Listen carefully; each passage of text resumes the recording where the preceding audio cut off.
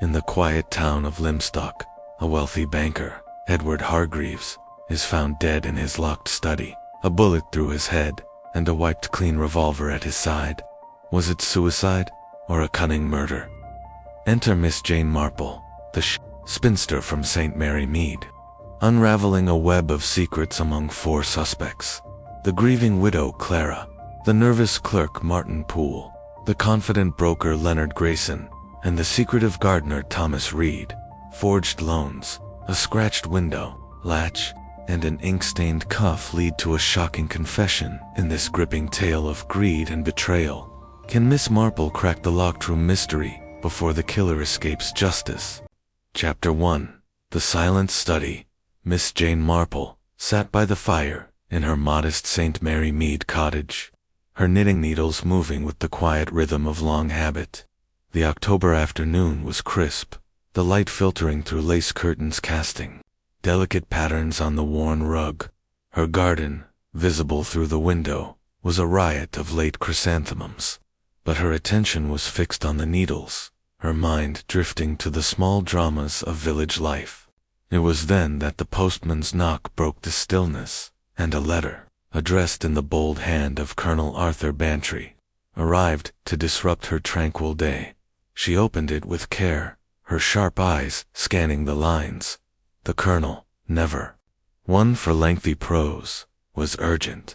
A murder had occurred in Limstock, a market town some miles away, where he now resided part of the year.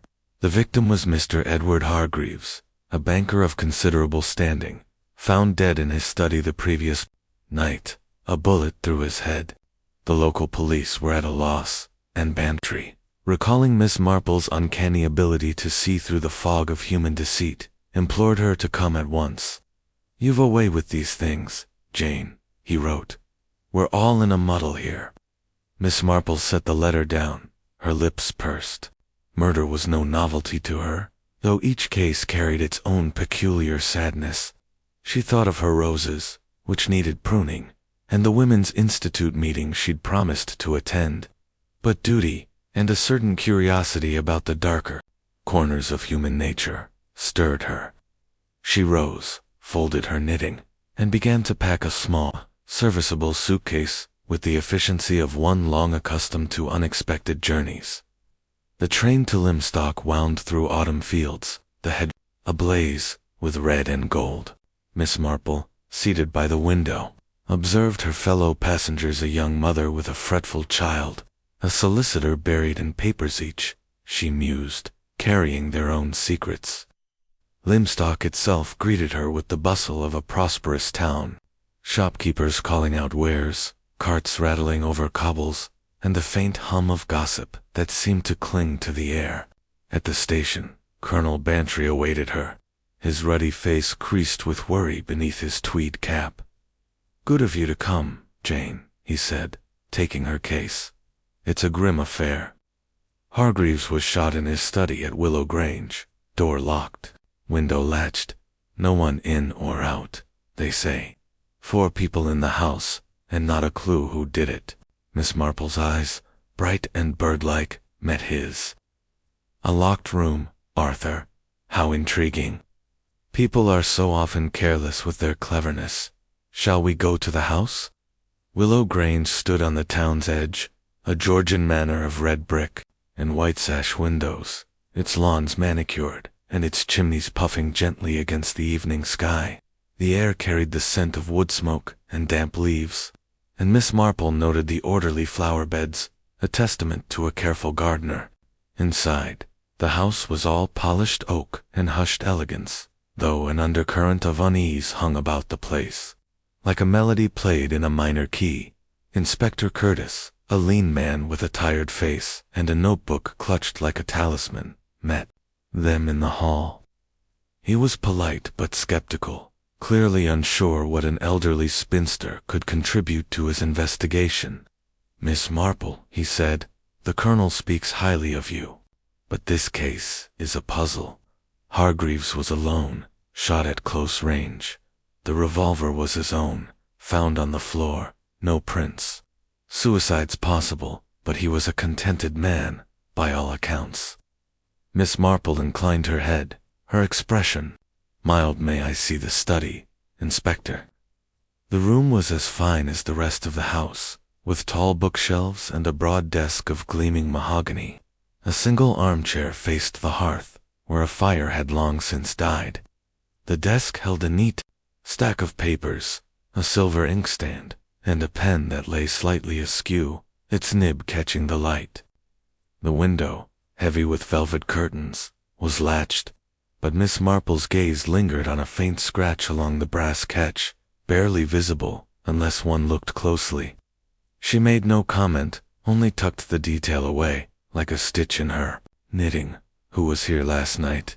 she asked, her voice soft but precise. "4," Curtis replied. "Clara Hargreaves, his wife; Martin Poole, his bank clerk; Leonard Grayson, his stockbroker; and Thomas Reed, the gardener. All claimed they were elsewhere when the shot was heard at 10. Miss Marple nodded, her fingers brushing the desk's edge. "A banker's life touches many others," she said. "Money, you see, brings out such interesting qualities in people."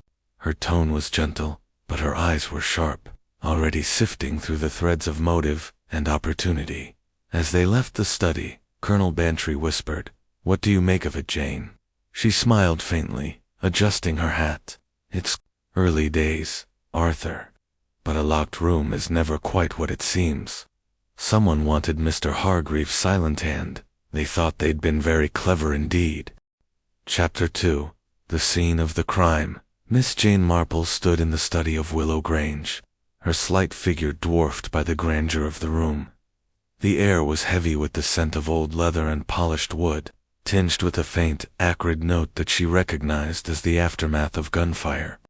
The study was a gentleman's domain, its walls lined with books, bound in dark calf, their gold-embossed titles glinting in the late afternoon light that slanted through the tall sash window. A massive mahogany desk dominated the center, its surface uncluttered save for a silver inkstand, a blotter, and a single fountain pen that lay at an odd angle, as if dropped in haste. The fireplace, cold now, bore traces of ash, and above it hung a portrait of a stern-faced man, presumably an ancestor of Edward Hargreaves, gazing down with disapproval.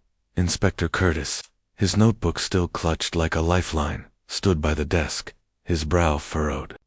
Colonel Bantry hovered near the door, his presence a comforting anchor for Miss Marple, who preferred the familiar when stepping into the unknown.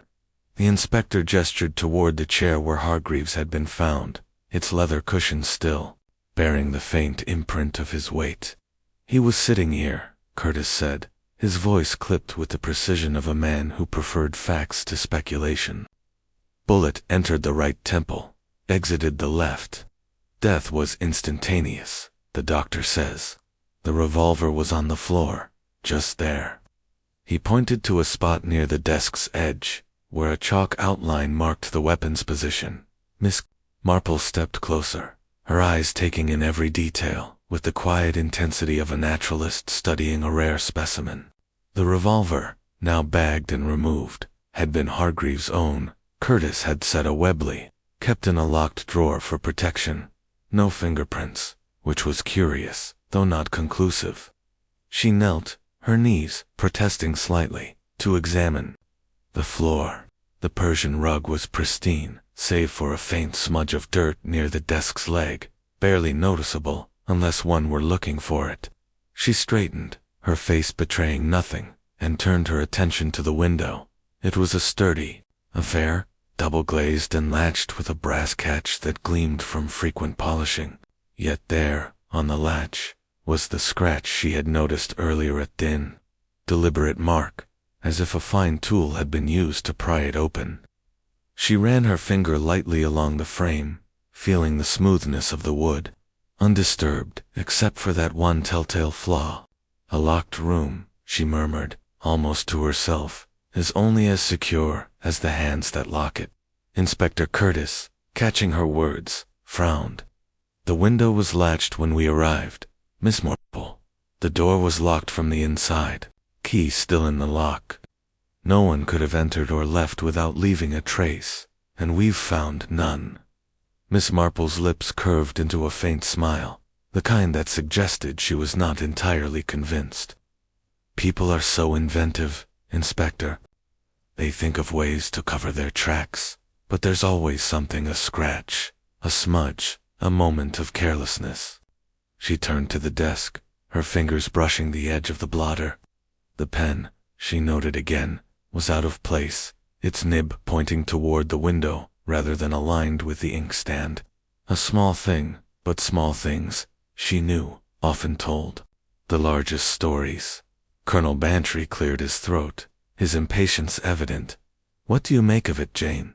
Suicide, perhaps. Hargreaves was well liked. No enemies anyone's mentioned. A bit stiff, mind you, but a sound fellow.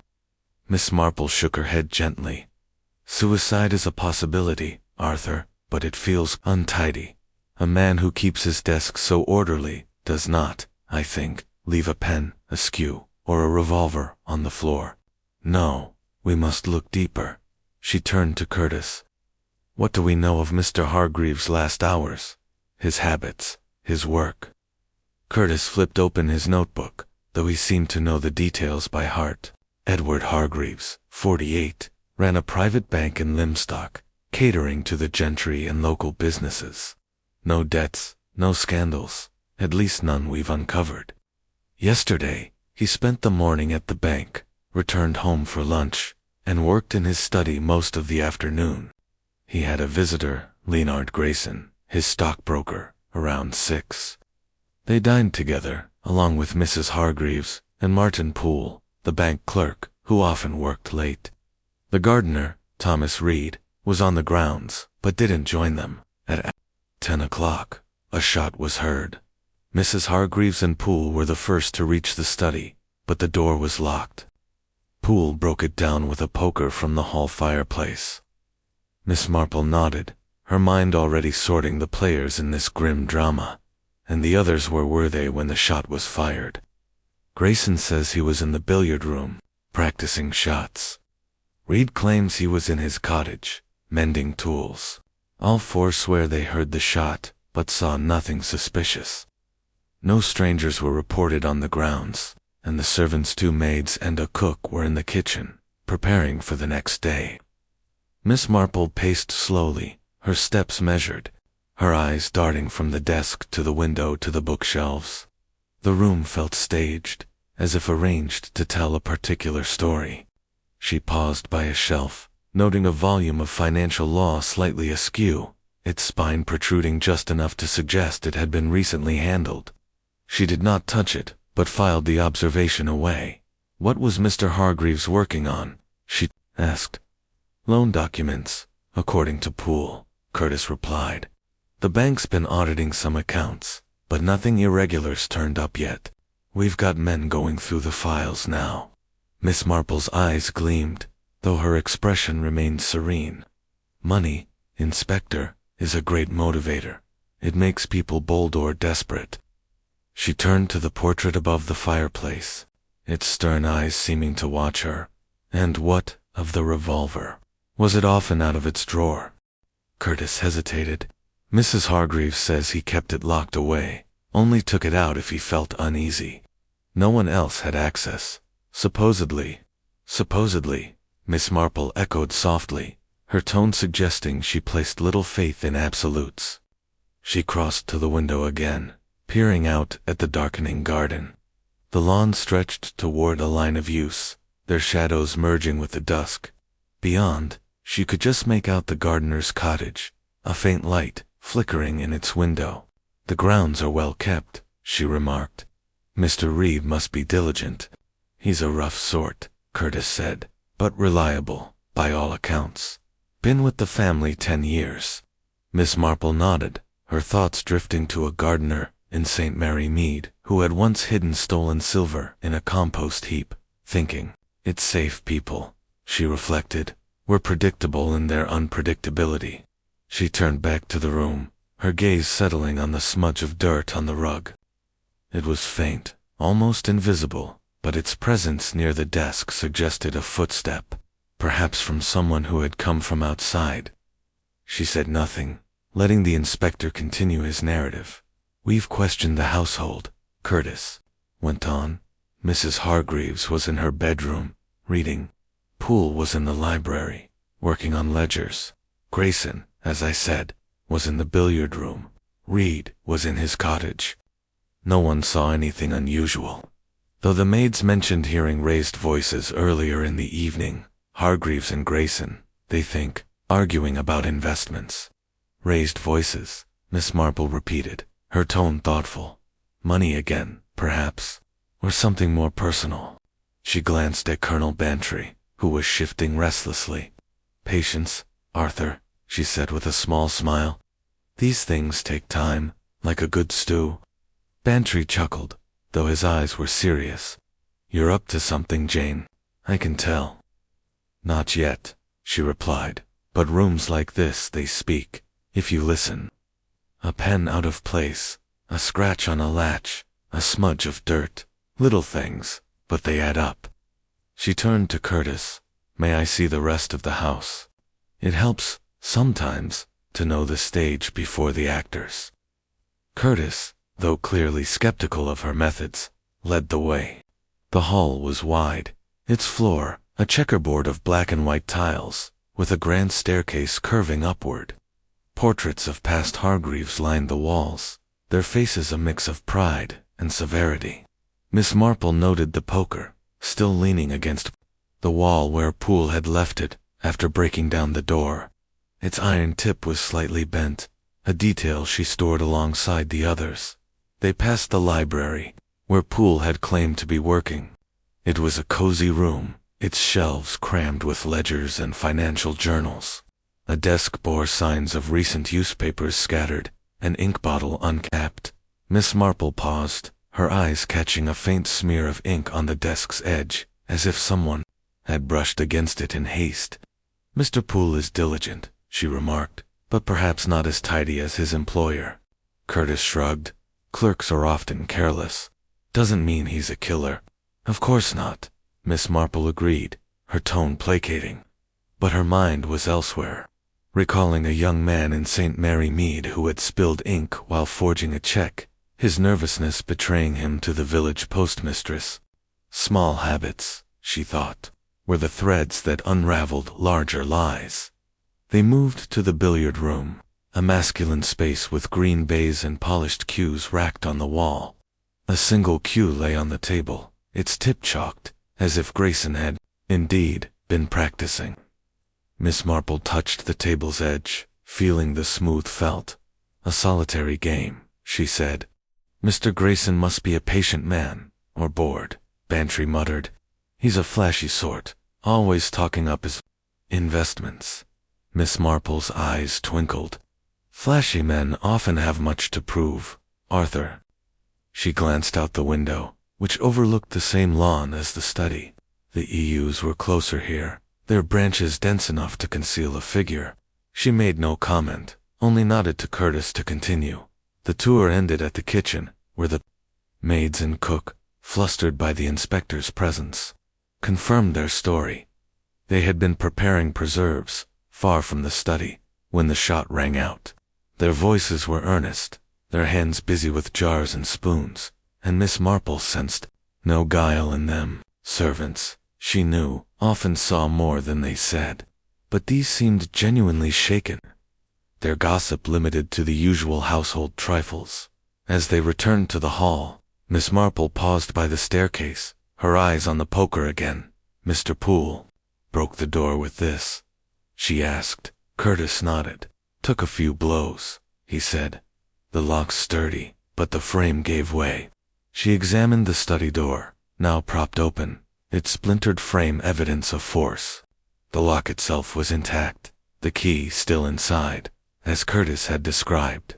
She pictured Poole, wiry and nervous, wielding the poker, and Mrs. Hargreaves, pale and urgent, at his side. A convincing scene, but scenes, she knew, could be staged. Back in the study, Miss Marple took a final look, her mind weaving the details into a tentative pattern. The scratch on the latch, the smudge of dirt, the misplaced pen, the book out of alignment. They were fragments, not yet a picture. But she felt the shape of something deliberate, something planned. "We must meet the household," she said. "To Curtis people, you see, are the key. Rooms tell stories, but hearts tell truths." Curtis raised an eyebrow, but agreed. "We'll arrange it for tomorrow. Mrs. Hargreaves is resting, and the others are." "Shaken, of course," Miss Marple said, her voice gentle but firm. "Shock is a great mask, Inspector. We shall see what lies beneath it." As they left Willow Grange, the dusk had deepened, the manor's windows glowing like eyes against the gathering dark. Colonel Bantry drove her to his house, where his wife, Dolly, awaited with tea and sympathy. "What a dreadful business," Dolly said, pouring from a silver pot. "Poor Clara. Or gravis. To lose her husband so suddenly." Miss Marple sipped her tea, her eyes distant. "Loss is always sudden, Dolly, even when it's planned. But there's a purpose here, a reason hidden in plain sight." She set her cup down, her mind already turning to the 4 suspects, each with their own secrets, their own reasons to wish a banker silent. The scratch on the latch, she thought, was a beginning. Tomorrow, she would unravel more. Chapter 3. The widow's tears. Miss Jane Marple sat in the drawing-room of Willow Grange, her hands folded neatly in her lap, her eyes taking in the delicate china ornaments and the heavy damask curtains with a quiet appreciation that belied her true focus. The room was a study in refined taste, its rosewood furniture polished to a mirror sheen, the air faintly scented with lavender from a bowl on the mantel. Yet there was a tension here, a subtle discord, as if the room itself were holding its breath. Colonel Bantry stood by the fireplace, his hands clasped behind his back, while Inspector Curtis lingered near the door, his notebook at the ready, but his expression one of barely concealed impatience. They were here to meet Clara Hargreaves, the widow of the late Edward Hargreaves, and Miss Marple knew that first impressions, like the first stitches in a pattern, could set the tone for all that followed. Clara Hargreaves entered with the grace of a woman accustomed to being observed. She was in her late 30s, her dark hair swept into a chignon, her morning dress of black silk tailored to accentuate her slender frame. Her face was pale, her eyes red-rimmed, but there was a composure about her that struck Miss Marple as carefully maintained, like a garden pruned to perfection. She sank into a chair, a handkerchief clutched in one hand, and offered a tremulous smile.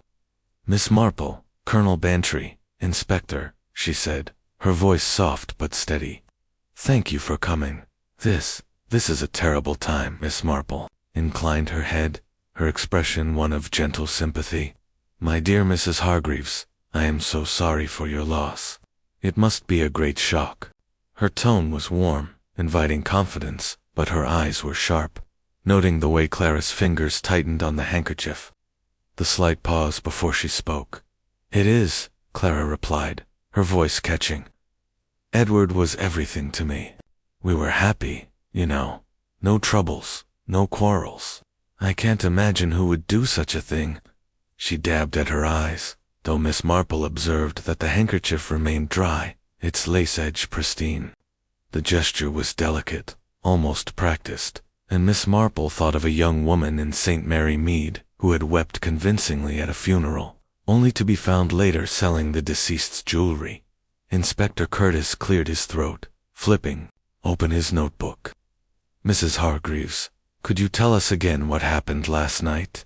Every detail helps." Clara nodded, her gaze flickering to the window, where the morning light cast long shadows across the lawn. "I was in my bedroom, reading. It was just before 10, I think. Edward had been in his study most of the evening, working. He often did, no papers, accounts, that sort of thing. I heard the shot, so sharp and sudden, like a crack of thunder. I ran downstairs at once, calling for him, but the study door was locked. I couldn't get in. I shouted for Martin Mr. Poole, the clerk, and he came running from the library. He broke the door down with a poker. When we got inside..." Her voice faltered, and she pressed the handkerchief to her lips. Edward was there, at his desk. Gone. Miss Marple listened, her face serene, but her mind alert. The story was clear, almost too clear, as if rehearsed in front of a mirror. She noted Clara's hands, steady, despite the trembling voice, and the way her eyes darted to the door, as if expecting an interruption. "You were alone in your room?" Miss Marple asked gently. "No one came to see you, perhaps to discuss the evening's plans?" "No one," Clara said quickly. "The maids were in the kitchen, and I prefer my own company in the evenings. Edward was so busy, always." She hesitated, then added, "Mr. Grayson was here earlier, for dinner. But he was in the billiard room by then, I believe." Miss Marple nodded, her fingers smoothing the edge of her shawl. "And Mr. Poole," he was quick to respond. "Oh yes," Clara said. "He's very devoted to Edward. Was, I mean." A faint flush touched her cheeks, and she looked down, as if embarrassed by the slip. Miss Marple made no comment, but the flush intrigued her. Devotion, she knew, could mask other sentiments: resentment, ambition, even fear. Colonel Bantry, shifting uncomfortably, broke the silence. "Clara, you're sure Edward had no enemies? No one who might have held a grudge? He was a banker. After all, money stirs up trouble." Clara's eyes widened, and she shook her head. "Edward was respected, Colonel. His clients trusted him. He was careful, fair. If there was trouble, he never spoke of it to me." Her voice was earnest. But Miss Marple caught a slight tightening of her jaw, a flicker of something unspoken. She thought of a vicar's wife in St. Mary Mead who had sworn her husband was beloved, only for Miss Marple to uncover a web of petty jealousies among the parishioners. Inspector Curtis, sensing the conversation drifting, pressed on. "Mrs. Hargreaves, the revolver, it was your husband's, kept in the study drawer. Did he ever mention feeling threatened?" Clara frowned, as if the question puzzled her. "No, never. He kept it for protection, as many gentlemen do, but he rarely spoke of it. The drawer was locked, always.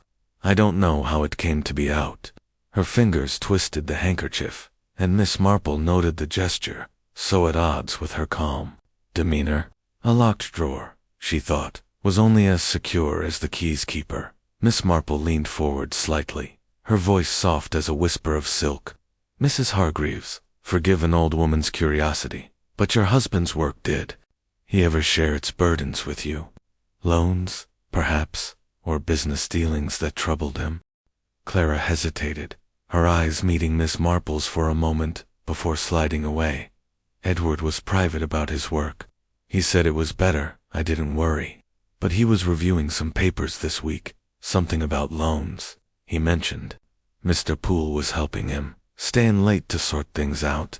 Her voice was steady, but Miss Marple sensed a guarded note, as if Clara were choosing her words with care. "Loans," Miss Marple repeated, her tone thoughtful. "They can be such delicate matters, can't they? Promises made, promises broken." She smiled, as if discussing nothing more serious than a village fete, but her mind was racing. Loans meant money, and money meant motives, greed, desperation, betrayal. She glanced at the mantel, where a photograph of Clara and Edward stood, their smiles formal, their hands not touching. A happy marriage, Clara had said, but photographs, like words, could lie. Inspector Curtis closed his notebook with a snap. "Thank you, Mrs. Hargreaves. We'll need to speak to the others, but this helps. If you remember anything, however small, let us know." Clara nodded, rising with a grace that seemed to steady her. "Of course, Inspector. I want justice for Edward, whatever I can do." Her voice trailed off, and she excused herself, gliding from the room with the poise of a hostess, not a widow. As the door closed, Colonel Bantry let out a low whistle. "She's bearing up well, Jane. Too well, if you ask me." Miss Marple's eyes twinkled, though her expression remained mild. "Grief, Arthur, is a curious thing. Some wear it openly, others wrap it in silk. Mrs. Hargreaves is composed, but her hands betray her. Did you notice how they tightened on that handkerchief? And her eyes, always to the door, as if she fears what might come through it. Curtis, who had been silent, looked skeptical. You think she's hiding something? Her story checks out. The maids heard her in her room, and Poole confirms she called him to the study. Miss Marple folded her hands, her smile serene. Stories, Inspector, are like tapestries. They look complete from a distance, but up close, you see the loose threads. Mrs. Hargreaves' story is neat, but there's a thread or two out of place. That flush when she spoke of Mr. Poole, for instance. And her insistence on a happy marriage, it's almost too emphatic. Bantry chuckled.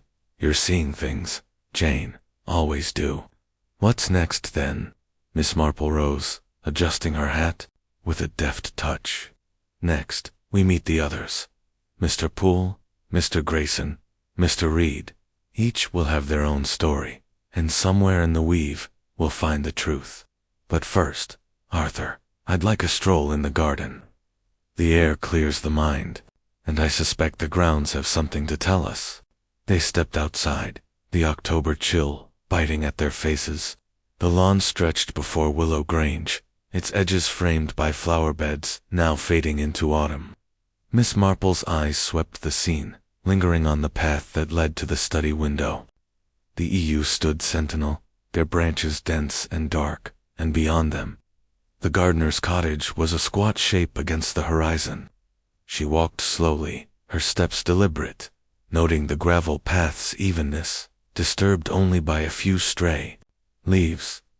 Near the study window, she paused, her gaze dropping to the earth.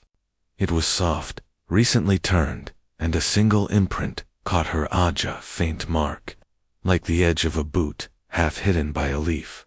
She said nothing, only smiled faintly and continued her stroll, her mind weaving the widow's tears, the locked room, and the garden's secrets into a pattern that was beginning to take shape. People, she thought, are so careless with their truths. But the truth, like a garden, always shows through. Chapter 4.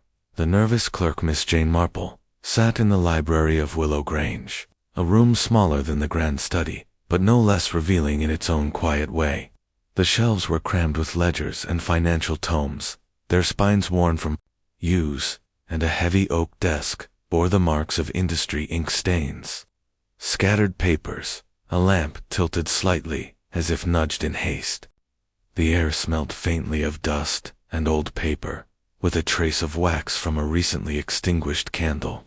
Outside, the October morning was gray, the light filtering through mullioned windows to cast a muted glow across the room.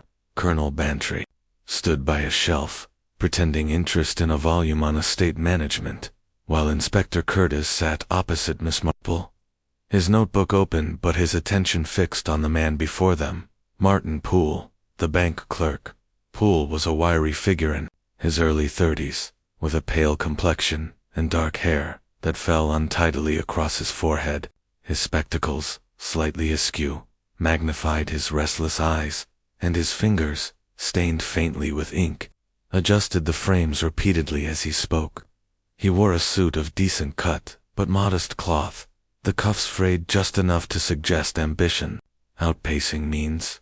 Miss Marple noted the nervous energy in his movements, the way his hands fluttered like birds seeking a perch. He sat on the edge of a chair, as if poised to flee, and his voice, when he spoke, carried a tremor that no amount of effort could conceal. I was here, in the library, Poole said, answering Curtis's question about the night of the murder. Mr. Hargreaves had asked me to stay late, to go over some ledgers. He was particular about his accounts, you see. Always wanted everything in order. He paused, pushing his spectacles up his nose. I heard the shot sharp, unmistakable. I thought at first it was something else, a door slamming perhaps, but then Mrs. Hargreaves called out, and I ran to the study. The door was locked, so I fetched the poker from the hall and broke it open. She was there, frantic, and when we got inside, he trailed off. his face palling further, though Miss Marple wondered if the pallor owed more to memory or to fear. Miss Marple leaned forward, her expression one of kindly interest, her knitting bag resting at her feet. "Mr. Poole," she said, gently, "it must have been a dreadful shock, finding Mr. Hargreaves like that. You were close to him, I understand, working so closely together at the bank." Poole's eyes flickered, and he nodded quickly. "Yes, ma'am. I've been his clerk for 5 years. He trusted me with his most important clients, their loans and investments. I handled the paperwork, made sure everything was correct. He was particular, but fair." His fingers twitched, and he clasped his hands together, as if to still them. Miss Marple noted the ink stain on his right cuff, fresh and smudged, as if he'd brushed against wet ink only hours before. It was a small thing, but in her experience, small things were often the loose threads that unraveled a larger design. Inspector Curtis, his tone brisk, pressed on. "You say you were in the library all evening. Did you see anyone else? Hear anything unusual before the shot?" Poole shook his head, his spectacles slipping slightly. "No, sir. The house was quiet. Mr. Grayson was in the billiard room. I heard the clack of the balls now and then. Mrs. Hargreaves was upstairs, I think. The gardener, Red, I didn't see at all. He keeps to himself." He hesitated, then added, "There was one thing, though. Earlier, during dinner, I overheard Mr. Hargreaves and Mr. Grayson arguing really. Something about a risky investment. Mr. Hargreaves didn't like it, said it was too speculative." Miss Marple's eyes brightened, though her face remained serene. "An argument, Mr. Poole. That's interesting. Did Mr. Hargreaves often disagree with his broker?" Poole shifted in his seat, his fingers adjusting his spectacles again. "Sometimes. Mr. Grayson's a bold sort, always pushing for bigger returns. Mr. Hargreaves preferred steady, safe investments. He'd say, 'Martin, never trust a man who promises the moon.' He was cautious, you see." His voice held a note of admiration, but Miss Marple caught a faint undercurrent of resentment, as if Poole had chafed under that caution. Colonel Bantry, tiring of his pretense with the book, interjected, "Sounds like Hargreaves ran a tight ship. Did you get along with him, Poole? No hard feelings, working late all the time?" Poole's cheeks flushed, and he looked down at his hands. "He was a good employer, Colonel. Demanding, yes, but I wanted to learn, to move up. He'd promised me a promotion, head clerk, maybe even a partnership one day. I worked hard for him." His voice was earnest, but Miss Marple noticed the way his eyes darted to the side, avoiding Bantry's gaze. She thought of a young man in St. Mary Mead, a grocer's assistant, who had spoken glowingly of his employer while pilfering from the till. Ambition, she knew, could curdle into something darker when thwarted. Miss Marple's voice was soft, almost coaxing. "You must have been very busy, Mr. Poole, with all those ledgers. Did you handle the loan documents as well? I understand Mr. Hargreaves was reviewing some this week." Poole's fingers stilled, and for a moment his face was blank, as if caught off guard. "Yes, ma'am," he said slowly. "I prepared the files for him. Loans, mostly to local businesses. He liked to check them himself, make sure everything was in order. I gave him the latest batch that afternoon." His voice faltered, and he pushed his spectacles up again, a gesture that was becoming a telltale tic. Miss Marple noted it, along with the ink stain, the nervous hands, the slight hesitation in his words. They were like notes in a melody, not yet a tune, but hinting at one. Curtis, sensing a lead, leaned forward. "These loans, anything unusual about them? Any clients causing trouble?" Poole shook his head. Too quickly, Miss Marple thought. "No, sir. All standard. A textile firm, a grocer, some farmers. Mr. Hargreaves was thorough. He'd have noticed anything amiss." His voice was firm, but his hands betrayed him, twisting together until the knuckles whitened. Miss Marple smiled faintly, her mind turning. To a village shopkeeper who had forged a receipt to cover a debt? His hands shaking just as Poole's did now. She changed tack, her tone as mild as if discussing the weather. The library must be a pleasant place to work, Mr. Poole. Quiet, orderly. Did you use the desk here often? She gestured to the oak desk, its surface cluttered with papers and an uncapped ink bottle. Poole nodded, his eyes flickering to the desk. Yes, ma'am. It's where I do most of my work when I stay late. Mr. Hargreaves liked me to keep things separate from his study. He paused, then added, I was working there all evening, until the shot. Miss Marple rose, her movements slow and deliberate, and approached the desk. She examined the paper's ledgers filled with neat columns of figures, a few letters, a draft of a loan agreement. The ink bottle caught her eye, its cap lying beside it, a faint smear of ink on the desk's edge matching the stain on Poole's cuff. She did not touch it, but noted the detail, her mind weaving it into the pattern she was beginning to see. You must write a great deal, she said, her voice gentle. Ink is so difficult to keep tidy, isn't it? Poole flushed again, his hand brushing the stained cuff as if to hide it. Yes, ma'am, I'm careful, but it gets everywhere sometimes. His laugh was nervous, and Miss Marple's smile widened, though her eyes remained sharp. Inspector Curtis, growing restless, stood. Thank you, Mr. Poole. That'll be all for now. Stay in the house, please. We may have more questions. Poole rose, his movements jerky, and left the room, his footsteps echoing down the hall. Colonel Bantry turned to Miss Marple, his brow raised. Nervous chap, isn't he? Seems devoted to Hargreaves, though. All that talk of promotions. Miss Marple adjusted her shawl, her expression thoughtful. Devotion, Arthur, can be a mask for other things. Mr. Poole is ambitious, and ambition is a hungry creature. That ink stain, for instance, it's fresh, as if he were writing something important, perhaps in a hurry. And his hands, so restless. They remind me of a boy in St. Mary Mead, who altered a ledger to hide a theft. He was clever, but his hands gave him away. Curtis, skeptical but intrigued, frowned. You think Poole's hiding something? His story matches Mrs. Hargreaves. He was in the library. She was upstairs, LOL, in the bedroom. Miss Marple nodded.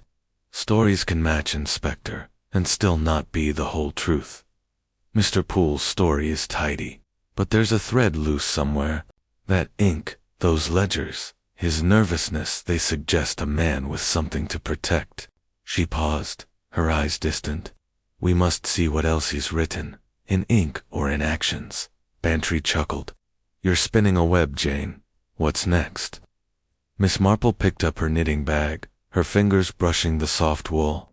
Next, we meet Mr. Grayson, the broker.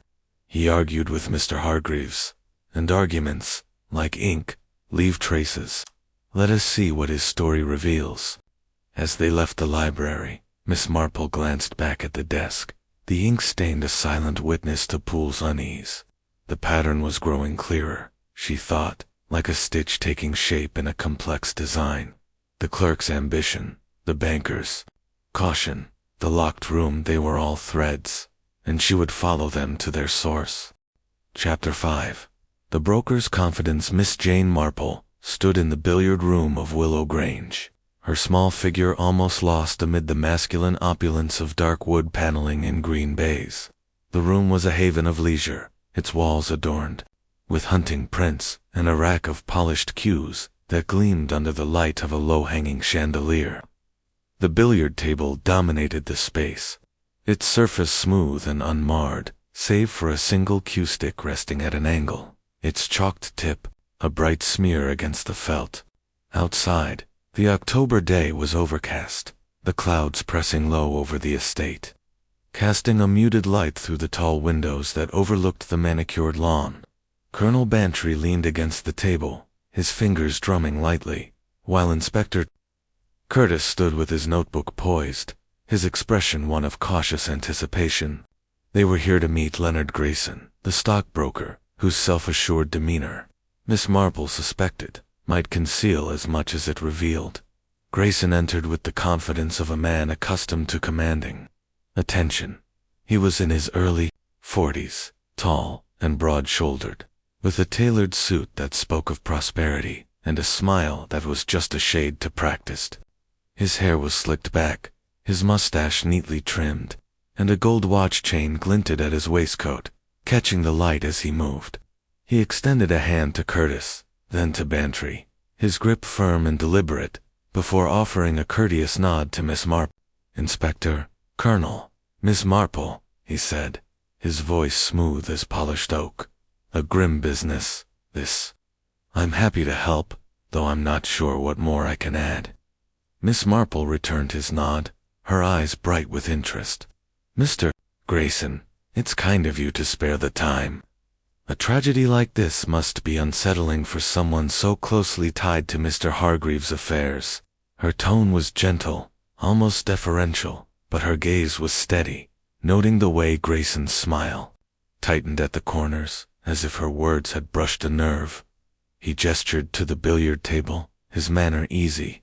"I was here, when it happened. Practicing shots, passing the time after dinner." Mr. Hargreaves was in his study, buried in his papers as usual. "I heard the shot, thought it was a car backfiring at first, out on the road. Then I heard Mrs. Hargreaves calling out, and I ran to the study. Poole was already there, breaking down the door. We found Edward. Well, you know how we found him." His voice lowered, a note of regret, carefully placed. But Miss Marple observed the way his hands remained steady. His posture relaxed, as if the memory were a performance rather than a wound. Inspector Curtis, ever methodical, opened his notebook. "Mr. Grayson, let's go over it again. You were here, alone, from after dinner until the shot at 10 o'clock. Grayson nodded, picking up the cue stick and rolling it between his fingers. "Exactly. Dinner ended around 8, I'd say. Edward went to his study, Clara to her room, and Poole to the library. I came here to unwind. Billiards is a good distraction, keeps the mind sharp." He flashed a smile, but Miss Marple noted the way his eyes flicked to the window, as if checking the view beyond. Colonel Bantry, growing restless, crossed his arms. "You and Hargreaves were close, I take it. No bad blood, no business disputes." Grayson's smile didn't waver, but his grip on the cue tightened slightly. "Close enough, Colonel. Edward was my client, one of my best. We didn't always see eye-to-eye different approaches, He was conservative, liked his investments safe as houses. I pushed for bolder moves, higher returns. We had a few words about it now and then, but nothing serious." He paused, then added, "In fact, we discussed a new venture at dinner. A mining company, good prospects, but a bit risky. Edward wasn't keen, but I was working on him." Miss Marple's eyes twinkled, though her expression remained mild. "A mining company, Mr. Grayson? That sounds ambitious. Did Mr. Hargreaves often resist your suggestions?" Her voice was soft, like a breeze stirring leaves, but it carried a probing edge.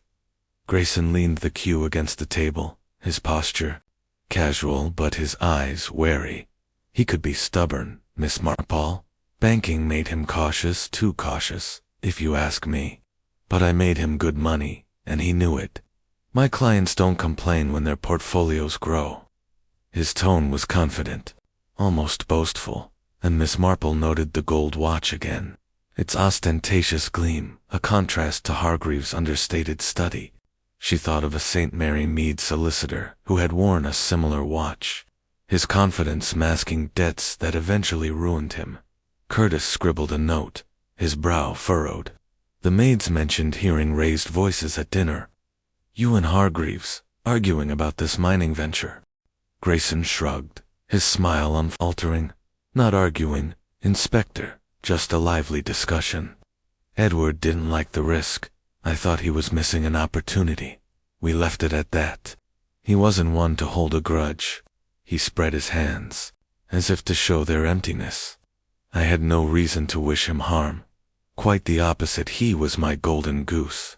Miss Marple tilted her head, her knitting bag resting at her feet like a faithful companion. A golden goose, Mr. Grayson. That's an interesting way to put it. Mr. Hargreaves must have trusted you a great deal to handle such important matters. Her tone was admiring, but her eyes were sharp, watching the way Grayson's smile flickered, as if her words had stirred an uneasy thought. He did, Grayson said quickly.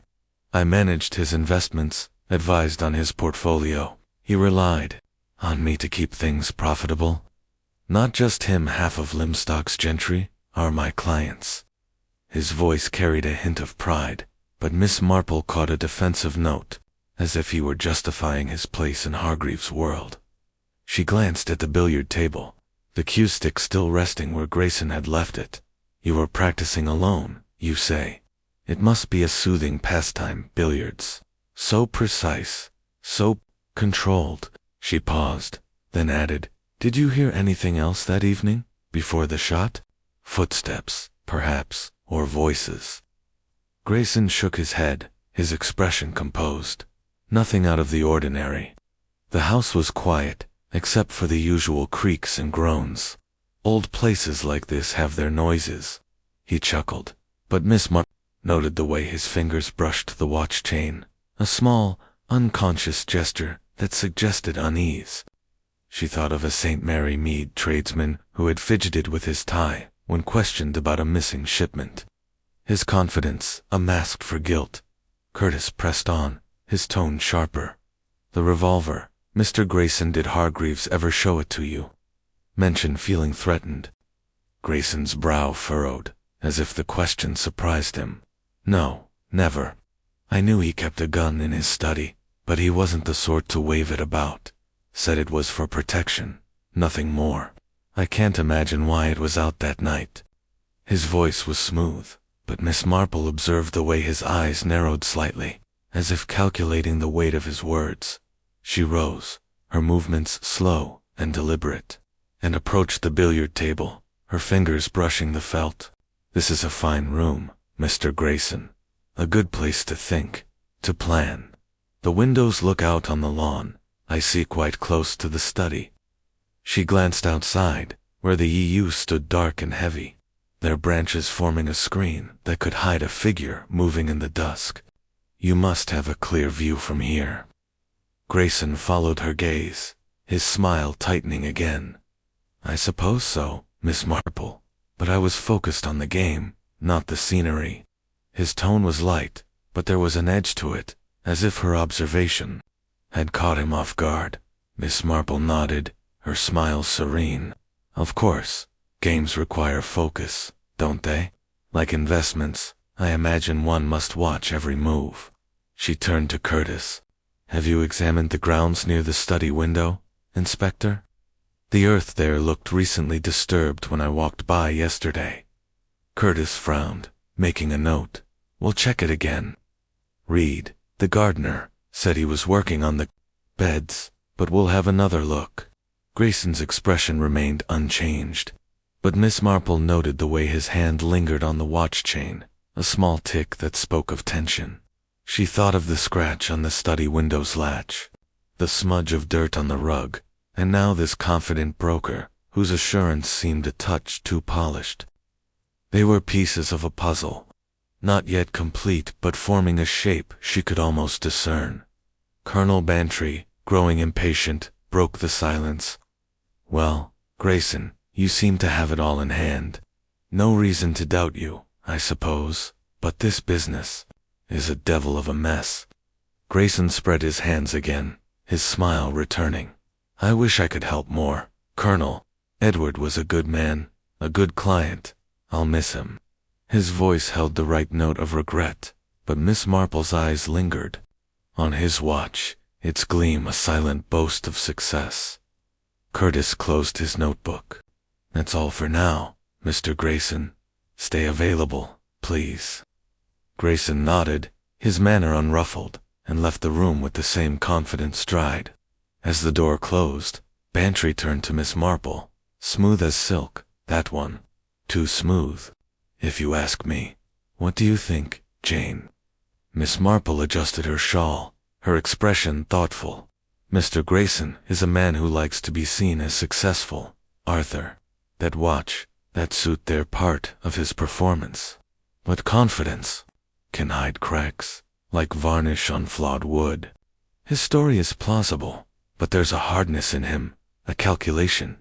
I wonder what he stood to lose if Mr. Hargreaves rejected his bold ventures. She paused, her eyes distant. And that view of the lawn, it's too convenient, don't you think?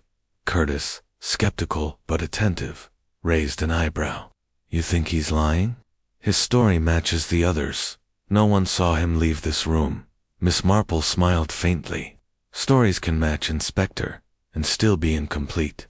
Mr. Grayson's confidence is his shield, but shields can hide weaknesses. We must look at his investments, his dealings with Mr. Hargreaves. Money, you see, is a great revealer of character. Bantry chuckled. You're building a case, Jane. Who's next on your list? Miss Marple picked up her knitting bag, her fingers brushing the wool. Mr. Reed, the gardener. He was outside, near that disturbed earth. Gardens, like people, keep their secrets, but they also give them away if you know where to look. As they left the billiard room, Miss Marple glanced back at the cue stick, its chalked tip a bright note against the green. The broker's confidence, she thought, was a bold stroke, but beneath it lay something less certain, something waiting to be uncovered. Chapter 6. The Gardener's Tale. Miss Jane Marple walked slowly along the gravel path that wound through the gardens of Willow Grange, her sensible shoes crunching softly against the stones. The October air was sharp, carrying the scent of damp earth and fading roses, and the sky above was a patchwork of gray clouds, threatening rain. The gardens were a testament to care, with neat beds of chrysanthemums and clipped hedges forming orderly patterns. Yet there was a wildness at the edges, where ivy crept unchecked and the EU stood like silent sentinels. Colonel Bantry trudged beside her, his coat collar turned up against the chill, while Inspector Curtis followed, his notebook tucked away for the moment, his eyes scanning the grounds with a policeman's suspicion. They were on their way to meet Thomas Reed, the gardener, and Miss Marple felt the garden itself might reveal as much as the man. The gardener's cottage sat at the far end of the estate, a low, stone building, half hidden by a stand of beech trees. Its windows were small, the curtains drawn, and a faint curl of smoke rose from the chimney, suggesting a fire within. As they approached, Reed emerged, wiping his hands on a rough cloth. He was a burly man in his late 40s, with weathered skin and hands calloused from years of toil. His eyes, a pale gray, were steady but guarded, and his flannel shirt and corduroy trousers bore the stains of earth and sap. He nodded to Curtis, then to Bantry, his gaze lingering on Miss Marple with a mix of curiosity and wariness.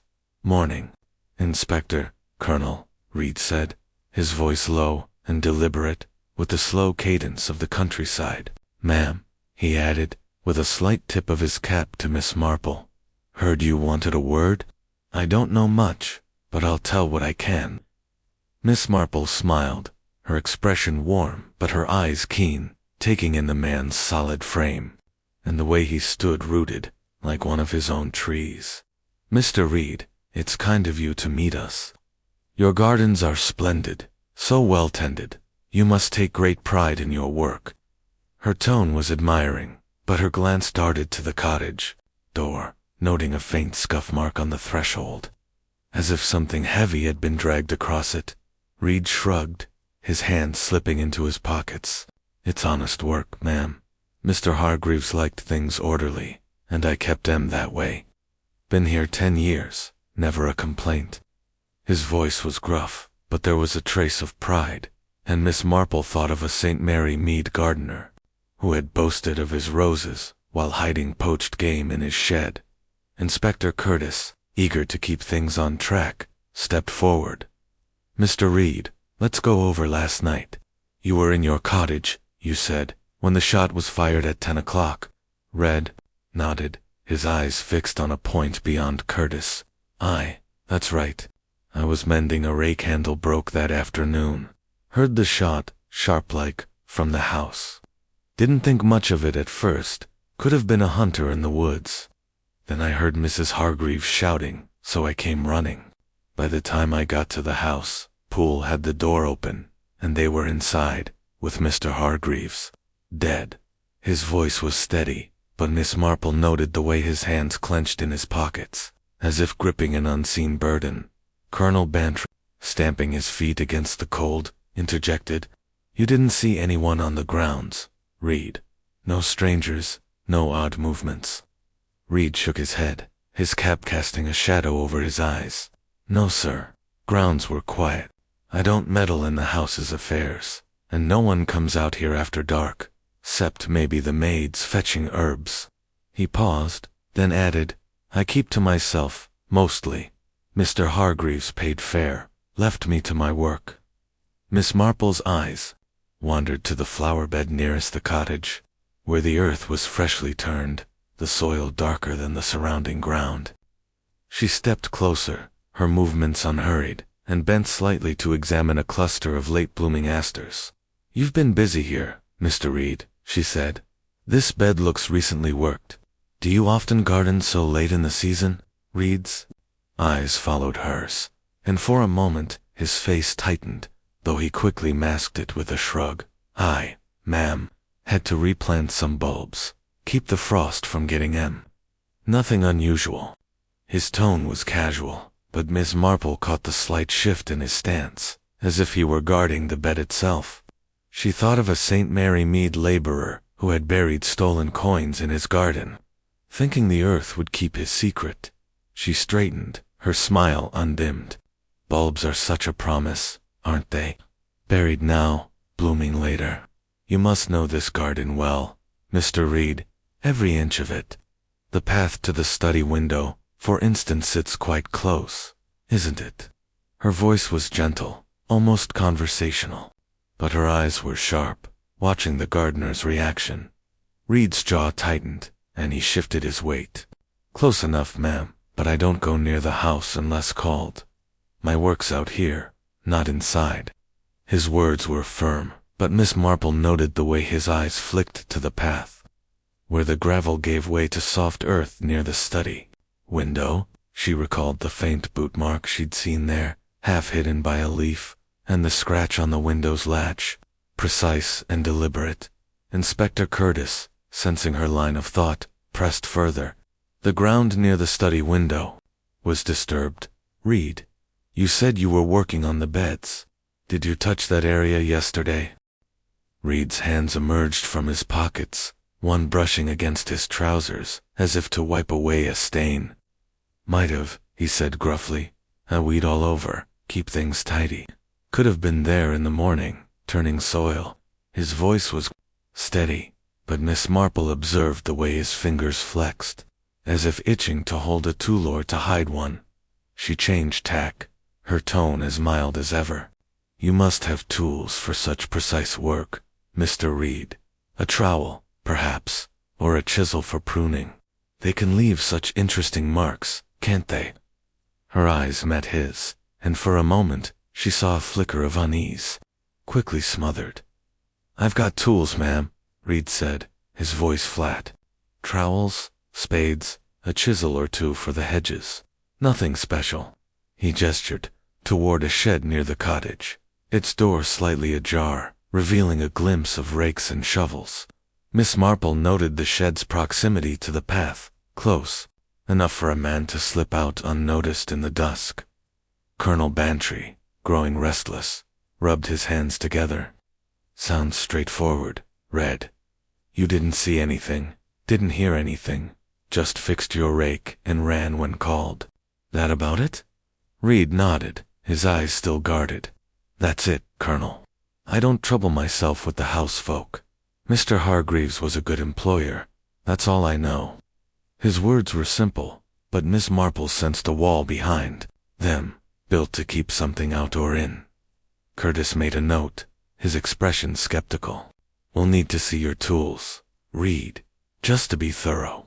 And don't leave the estate without checking with me. Reed's face hardened, but he nodded. As you say, Inspector. Tools are in the shed. Help yourself. He turned back to the cottage, his steps heavy, as if the ground itself were pulling at him. As they walked back toward the house, Bantry glanced at Miss Marple. Quiet fellow, that Reed. Doesn't say much, does he? Seems loyal enough, though. Miss Marple adjusted her scarf, her eyes on the path where the boot mark lay hidden. Loyalty, Arthur, is a fine thing, but it can cover other motives. Mr. Reed is a man who knows his place, but he's not as simple as he seems. That turned earth, that glance toward the path, they suggest he's hiding something, even if it's only a small secret. She paused, her mind turning to the scratch on the latch, the disturbed soil, and his tools. Oh, I think they might tell us more than he does. Curtis, walking beside her, frowned. You think he's involved? His story holds up. No one saw him near the house until after the shot. Miss Marple's smile was faint, almost wistful. Stories, Inspector, are like gardens. They look orderly from a distance, but dig a little, and you find roots you didn't expect. Mr. Reed was outside, near that window, with tools that could make a mark like the one I saw. We must look closer at the ground, at the shed, at the man himself. Bantry chuckled, his breath misting in the cold air. You're digging already, Jane. What's next? Miss Marple's eyes twinkled as she glanced back at the cottage, its chimney smoke curling like a question mark. Next, we return to the study. There's a thread loose in that locked room, and I think Mr. Reed's tail has tugged it a little further. Let us see where it leads. As they reached the house, Miss Marple paused by the study window, her gaze lingering on the disturbed earth. The gardener's tail, she thought, was as carefully tended as his bed's. But, like any garden, it held secrets waiting to be unearthed. Chapter 7. The Locked Room. Riddle Miss Jane Marple stood once more in the study of Willow Grange, her slight frame dwarfed by the room's imposing elegance. The late afternoon light filtered through the heavy velvet curtains, casting long shadows across the mahogany desk and the polished floorboards. The air was still, heavy with the lingering scent of old books and the faint, metallic temps of recent violence. The portrait of a stern Hargreaves ancestor gazed down from above the fireplace, its eyes seeming to follow her as she moved. Colonel? Bantry stood near the door, his hands clasped behind his back, while Inspector Curtis paced slowly, his notebook tucked away but his mind clearly wrestling with the puzzle before them. The locked room, with its latched window and bolted door, remained the heart of the mystery, and Miss Marple felt its secrets pressing against her like a tightly wound thread waiting to unravel. She approached the desk, her eyes drawn again to the fountain pen, its nib glinting in the dim light, lying at an angle that jarred with the desk's otherwise meticulous order. The silver inkstand was perfectly aligned, the blotter free of smudges, yet the pen seemed to have been dropped, not placed a small discord in an otherwise harmonious scene. She bent slightly, her fingers hovering but not touching, and noted a faint scratch on the desk's edge, barely visible, as if something sharp had grazed it. A room like this, she murmured, almost to herself, is so full of character. It tells you what its owner valued: order, precision, control. Curtis, catching her words, paused in his pacing. Orderly or not, Miss Marple, this room's a headache. Door locked from the inside, keys still in the lock. Window latched, no signs of forced entry. The revolver was Hargreaves' own, wiped clean of prints. If it wasn't suicide, someone got in and out without leaving a trace. It's impossible. Miss Marple's lips curved into a faint smile, her eyes bright with a quiet certainty. Nothing is impossible, Inspector, only improbable. People are clever, but they're also careless. They leave marks, like that scratch on the window latch, or this pen out of place. She straightened, her gaze sweeping the room. lingering on the bookshelves, where a single volume on financial law protruded slightly, its spine catching the light. Let us consider the window again. It troubles me. She crossed to the tall sash window, its brass latch gleaming except for the thin, deliberate scratch she had noticed before. She examined it closely, her fingers tracing the air above the mark, careful not to disturb it. The scratch was precise, not the random gouge of a clumsy attempt, but the work of a fine tool, a chisel, perhaps, or a knife. She peered through the glass at the garden beyond, where the disturbed earth near the flower bed lay in shadow, the yews forming a dark curtain. This latch, she said softly, was tampered with, I think. Not broken, but manipulated. Someone wanted this room to seem sealed. Curtis frowned, joining her at the window. We checked it, Miss Marple. The latch was secure when we arrived. No one could have opened it and relatched it from the outside without a key or a tool we haven't found. Miss Marple nodded, her expression serene but her mind racing. A tool, Inspector, is exactly what I'm thinking of. Something small, precise, like a gardener's chisel. Mr. Reed mentioned owning such tools, didn't he? She glanced at Bantry, who raised an eyebrow but said nothing, his faith in her instincts unwavering. Bantry cleared his throat, gesturing to the door. What about the door, Jane? Locked from the inside, key in place. Poole had to break it down. With that poker, no one could have locked it after leaving. Miss Marple turned to the door, its splintered frame a testament to the force used to open it. The lock was sturdy, the key still inserted, its brass surface unmarred. She examined the frame, noting the deep gouges where the poker had struck, and the key's position, turned, as if to secure the bolt. A locked door is a convincing prop, she said, her voice thoughtful. But props can be staged. Suppose someone locked it before the shot, to create the illusion of a sealed room. Or suppose the key was turned after the fact, by someone already inside. Curtis's brow furrowed, his skepticism evident. You're saying someone was in here with Hargreaves, shot him, then locked the door and slipped out? But the window was latched, and there's no other exit. We've searched for hidden panels, trapdoors, nothing. Miss Marple's eyes twinkled, though her face remained grave. People are so inventive, Inspector. They find ways to make the impossible seem possible. A window can be relatched from outside with the right tool, or a door can be locked to mislead. We must think beyond the mechanics and look at the people. She paused, her gaze returning to the desk. Mr. Hargreaves was reviewing loan documents, you said, papers that Mr. Poole prepared. What do we know of them? Curtis flipped open his notebook, though his tone suggested he doubted the relevance. According to Poole, Hargreaves was auditing loans from the bank, routine stuff, mostly local businesses. We've got men going through the files now, but nothing's jumped out. No obvious fraud, no missing funds. Hargreaves was meticulous. If there was trouble, he'd have spotted it. Miss Marple nodded, her fingers brushing the edge of her shawl. Meticulous men notice things, Inspector, and when they notice, others may feel threatened. Mr. Poole was nervous, wasn't he? And Mr. Grayson spoke of risky investments. Even Mr. Reed, so quiet, knows more of this estate than he shares. She glanced at the portrait, its stern eyes seeming to guard a secret. And Mrs. Hargreaves, so composed, her grief is real, I think, but perhaps not all it seems. Bantry, growing restless, stepped forward. You're seeing motives everywhere, Jane. But how does it fit with this blasted room? Someone had to get in, shoot Hargreaves, and get out without being seen. And that revolver, no prints, just lying. They're like a taunt. Miss Marple crossed to the spot where the revolver had been found, marked by a chalk outline near the desk.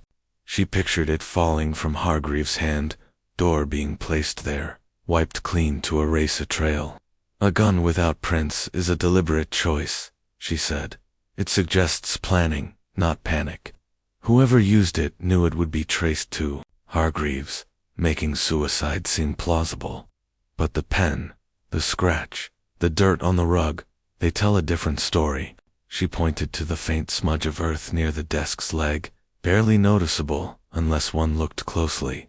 Someone brought the outside in, Inspector, and I think that someone came through the window. Curtis followed her gaze, his expression skeptical but intrigued. You're back to the window. All right. Let's say someone tampered with the latch. They'd still need to relatch it after leaving, and that's no easy trick from outside. Miss Marple's smile was faint, almost mischievous. Not easy, but not impossible. A thin tool, slipped through a crack, could turn the latch back. Or perhaps the latch was never unfastened, at all. Perhaps it was made to look tampered with, to confuse us. She paused, her mind turning to a St. Mary Mead burglary, where a broken window had been staged to hide an inside job. We must consider every possibility, even the deceptive ones. She moved to the bookshelves, her fingers hovering over the misaligned volume on financial law. She did not touch it, but noted its title, Principles of Lending. Mr. Hargreaves was reading this, perhaps, she said, or someone else was, looking for answers or hiding them. She turned to Curtis. Have your men found anything in those loan documents yet? Anything irregular? Curtis shook his head. Not yet, but they're still digging. If there's fraud, it's well hidden. Poole swears everything was in order, but we're cross-checking signatures and dates. Miss Marple nodded, her thoughts drifting to the ink stain on Poole's cuff, the nervous twitch of his hands. Signatures and dates can be altered, Inspector, and a clerk who handles them has much to gain or lose. She glanced at the window again, the scratch on the latch a silent clue. We should have Mr. Reed's tools examined. A chisel, perhaps, or something similar. It might match that mark. Bantry chuckled, his eyes gleaming with admiration. You're relentless, Jane. You think the gardener's mixed up in this, Miss? Marple adjusted her hat, her expression serene. I think, Arthur, that everyone in this house has a secret, small or large. Mr. Reed knows the grounds, the tools, the shadows. Mr. Grayson knows money and risk. Mr. Poole knows papers and ambition. And Mrs. Hargreaves knows her husband's heart, or perhaps his suspicions. This room holds their secrets, and we must listen to it. Curtis, still skeptical, made a note. I'll have the tools checked, and we'll keep looking at the loans. But if this is a locked room, Miss Marple, we need more than scratches and smudges to crack it. Miss Marple's eyes twinkled as she picked up her knitting bag. Oh, we will, Inspector. A locked room is only a challenge until you find the key, not the one in the door, but the one in someone's heart. Let us see what the bank's papers tell us next. As they left the study, the shadows lengthened, the room seeming to close in behind them. Miss Marple glanced back, the pen and the scratch lingering in her mind like stitches in a pattern, each one pulling her closer to the truth of the locked room riddle. Chapter 8. A Village Parallel. Miss Jane Marple sat in the cozy drawing room of Colonel Bantry's Limstock residence, the fire crackling softly in the grate, casting a warm glow over the chintz armchairs and the polished sideboard. The room was a haven of comfort, with a tray of tea things set out on a low table, the silver pot steaming gently, and a plate of scones fragrant with butter and jam. Outside, the October evening had turned blustery, the wind rattling the windows and sending leaves skittering across the lawn. Dolly Bantry, the colonel's wife, bustled about, pouring tea with a practiced hand. Her cheerful chatter a counterpoint to the grim business that had brought them together. Colonel Bantry lounged in an armchair, his pipe unlit but clutched like a talisman, while Miss Marple, her knitting needles clicking rhythmically, seemed as serene as ever, though her eyes held the sharp glint of a mind at work. The day's interviews at Willow Grange had left them all with more questions than answers, and Bantry, ever impatient, was eager for Miss Marple's thoughts. Well, Jane, he said, puffing on his empty pipe, You've seen the lot of them now, Clara. Poole, Grayson, Reed. It's a tangle, isn't it? That locked room, the wiped revolver, all these stories that fit too neatly. What's your take? Miss Marple set her knitting in her lap, her fingers smoothing the soft wool as she considered her words. The firelight caught the silver pins in her hair, giving her an almost ethereal quality, though her voice was as practical as ever. It's a puzzle, Arthur, but puzzles have patterns, even if they're hidden at first. Each person we've spoken to has given us a piece: Mrs. Hargreaves' composure, Mr. Poole's nerves, Mr. Grayson's confidence, Mr. Reed's reticence. They're like characters in a village drama, each playing a part, but one of them has stepped out of the script. Dolly, handing Miss Marple a cup of tea, leaned forward eagerly. Oh, Jane, you always make it sound so intriguing, like one of those plays at the church hall, where everyone's got a secret. Do you think it's the clerk, Poole? He seemed awfully jumpy, didn't he? Miss Marple sipped her tea, her eyes half closed as she savored the warmth. Mr. Poole is jumpy, Dolly, and that's telling. But jumpiness alone doesn't make a murderer. It reminds me of a story from St. Mary Mead, one I think bears on this case. She paused, her gaze drifting to the fire, as if seeing the past in its flames. There was a young man, a clerk at the local bank, much like Mr. Poole.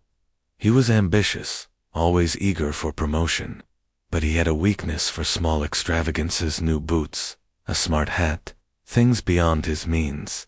One day, the bank manager noticed discrepancies in the ledgers, small sums missing, cleverly covered by altered figures. The clerk, you see, had been borrowing from the till, thinking he could replace it before anyone noticed. But his hands gave him away shaking when he spoke, always adjusting his cuffs, just as Mr. Poole does with his spectacles. Bantry's eyebrows shot up, his pipe nearly slipping from his hand. Good Lord, Jane, you think Poole's been fiddling the books? That's a leap, isn't it? We've no proof of fraud, Curtis, said the bank's audit hasn't turned up anything yet. Miss Marple's smile was gentle, almost indulgent. Not a leap, Arthur, just a step. Proof comes later, when you follow the threads. Mr. Poole's ink-stained cuff, his nervous hands, the way he spoke of those loan documents, they suggest a man with something to hide. In St. Mary Mead, that clerk's secret was found in his ledgers, hidden in plain sight. I think Mr. Hargreaves' papers may hold a similar secret, if we look closely enough. Dolly, settling into a chair with her own tea, leaned forward, her eyes wide. But what about the locked room, Jane? That's the real mystery, isn't it? How could anyone get in and out, with the door bolted and the window latched? Miss Marple's needles resumed their soft clicking, a counterpoint to her thoughtful tone. The locked room is a distraction, Dolly, though a clever one. In St. Mary Mead, we had a burglary once, at the vicarage. The window was broken, glass scattered inside. But it was all staged. The thief was already in the house, a trusted servant who wanted it to look like an outsider's work. I suspect something similar here. The scratch on the window latch, the disturbed earth outside there meant to make us think someone came from the garden, but I wonder if the answer lies closer to the desk. To those papers Mr. Hargreaves was reviewing. Bantry, intrigued but skeptical, puffed on his pipe. You're saying it's an inside job, but who? Jane? Clara's too refined, Grayson's too slick, Reed's too earthy. Poole's the nervous one, I'll grant you, but he was in the library, wasn't he? And he broke the door down with Clara. Miss Marple nodded, her eyes on the fire. So he says, Arthur, and Mrs. Hargreaves confirms it. But stories, like village gossip, can be shaped to fit. In St. Mary Mead, that clerk swore he was in the back room when the till was robbed, and everyone believed him until we found the ink. On his fingers matched the ledger's alterations. Mr. Poole's ink stain. The pen out of place on Mr. Hargreaves' desk. They're small things, but they whisper of carelessness, of haste. A man who alters papers might alter other things, like a room's appearance, to hide his guilt. Dolly clapped her hands, delighted by the intrigue. Oh, Jane, you make it sound so clear. But what about the others? Grayson, with his fancy watch, or Reed, with his muddy boots, could they be in on it? Miss Marple's smile widened, though her eyes remained sharp. Everyone has a part to play, Dolly. Mr. Grayson's confidence is a shield. But shields can hide cracks perhaps, a risky investment that Mr. Hargreaves questioned. Mr. Reed's silence is a wall, but walls can conceal tools, like a chisel that might match that scratch. And Mrs. Hargreaves, her grief is real, I think, but it's layered, like a quilt with hidden patches. We must look at the bank's books, at Mr. Poole's ledgers, at Mr. Grayson's deals. They'll tell us more than words. Bantry set his pipe down, his expression serious. You're homing in on Poole, aren't you? That ink stain's got you hooked. But how does it tie to the locked room? Someone had to shoot Hargreaves, wipe the gun, and get out without being seen. Miss Marple's needles paused, her gaze distant. The locked room is a trick, Arthur, like a conjurer's illusion. In St. Mary Mead, a locked door once hid. A simple truth: a servant had slipped a key to a thief, then locked it again to feign innocence. Here, the window latch, or the door's key, may have been manipulated, not to let someone in, but to make us think they were never there. Mr. Poole was close to the study, in the library. He broke the door down, yes, but that act could be part of the performance, to place him outside the crime. Dolly's eyes widened, her teacup forgotten. You mean he could have been in the study, shot poor Mr. Hargreaves, then locked the door and pretended to break in? Oh, Jane, that's cunning. Miss Marple shook her head gently. It's one possibility, Dolly, but we mustn't rush. The truth is like a garden, you must tend it carefully, not pull at the first weed you see. We need to see those loan documents, to know what Mr. Hargreaves was studying that night. And Mr. Reed's tools, they may hold a clue to that scratch. Every detail matters, even the smallest. Bantry leaned forward, his voice low. You're building a case, Jane, but it's all guesswork so far. Curtis won't move without evidence, and neither should we. What's the next step? Miss Marple picked up her knitting, her fingers moving with quiet precision. Tomorrow, we visit the bank. Mr. Poole's ledgers will speak, I think, if we listen. And we must ask Inspector Curtis to examine Mr. Reed's shed. Those tools may tell us more than their owner does. For now, Arthur, let us enjoy Dolly's scones and trust that the truth, like a good stitch, will hold when we pull it tight. Dolly laughed, passing the plate. You're a marvel, Jane. I swear, you see more in a teacup than most do in a courtroom. Miss Marple's eyes twinkled as she took a scone, her mind still weaving the threads of the Casta ink cuff, the misplaced pen, the scratched latch, the disturbed earth. They were like the stitches in her knitting, each one small but essential, leading her closer to the pattern that would reveal the killer of Edward Hargreaves. Chapter 9. The Hidden Truth. Miss Jane Marple sat in the austere office of Hargreaves' private bank, a small but dignified establishment tucked behind Limstock's High Street. The room was functional, with dark paneling and a single window admitting a sliver of gray October light. A broad desk, cluttered with ledgers and files, dominated the space, its surface marked by years of meticulous work. The air carried the faint scent of ink and paper, overlaid with a hint of polish from the gleaming floorboards. Inspector Curtis stood by the desk, flipping through a stack of documents, his brow furrowed with concentration, while Colonel Bant lingered near a cabinet, his impatience evident in the way he shifted his weight. Miss Marple, her knitting bag at her side, sat in a straight-backed chair, her eyes scanning the room with the quiet alertness of a bird, taking in every detail, the slight dust on a shelf, the faint creak of the floor, the orderly chaos of the papers before her. The bank was a hub of discreet wealth, catering to Lymstock's gentry and merchants, and its records were Edward Hargreaves' legacy. Miss Marple had insisted on visiting, certain that the loan documents he had been reviewing held the key to his death. With Curtis's permission, they had access to the files Martin Poole had prepared, and now, as she leafed through them, her fingers moved with the same care she applied to her knitting, seeking the loose thread that would unravel the truth. "These are the loans Hargreaves was auditing," Curtis said, pushing a folder toward her. "Mostly small businesses, a grocer, a farmer, a textile firm. Poole swears they're in order, but we're checking signatures and dates. So far, nothing obvious."